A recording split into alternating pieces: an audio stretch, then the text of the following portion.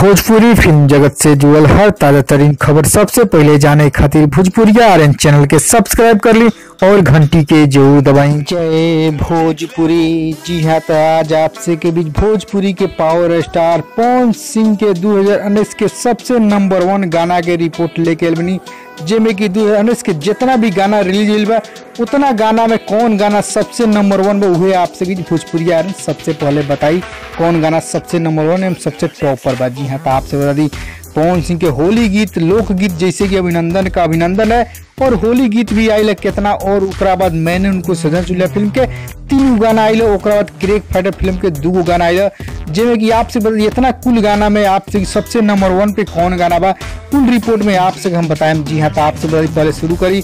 पहले तो आपसे आइल अभिनंदन का अभिनंदन है लोकगीत, जोन की इहो काफी हिट भइल, लेकिन ओकरा बाद होली के त्यौहार आइल, वो होली के त्यौहार में एक से एक अनेक गाना आइल पवन सिंह के, वो सब भी हिट भइल। जी हाँ, तो ओकरा बाद एक और नया फिल्म जैसे उनके मैंने उनको सजन सुन लिया भी गाना आइल है फरवरी माह में, या ओहू में 3 गाना आइल है, भतार को भी भूल जाओगी, आरा के वो ठलाली लगो गाना जो उनकी सबसे नंबर 1, और ओकरा बाद क्रेक फाइटर फिल्म के 2 गाना के आइल है जो उनकी ढिबरी में रहुए न तेल, और एक आइटम डांस आइल चांदनी सिंह। जी हाँ, तो इतना गाना और भी गाना रहा, लेकिन आपसे कुल गाना के नाम नहीं बता पाओ कहें कि टाइम समय ज्यादा लगी।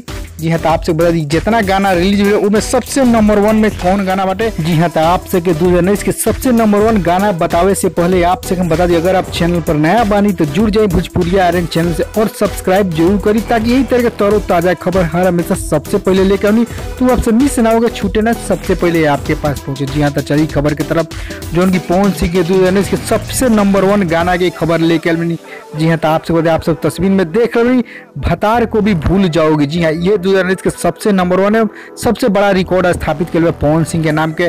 जी हाँ, तो आपसे बताइए आपसे फरवरी माह में आइल है, जो उनकी आज आपसे बता रहे रिपोर्ट हम 31 मार्च के, उनकी 31 मार्च के रिकॉर्ड बाटे आपसे 21 मिलियन। जी हाँ, 21 मिलियन यानी 2 करोड़ 10 लाख प्लस भी हो गई बा, जो उनकी DRJ records Bhojpuri YouTube channel पर आप सब देख सकते हैं। जी हाँ, तो आप सभी फिल्म भी अप्रैल महीना के लास्ट तक जरूर देख सकते हैं, कि अप्रैल महीना के अंत तक जरूर लगी फिल्म बिहार झारखंड के सिनेमा घर में।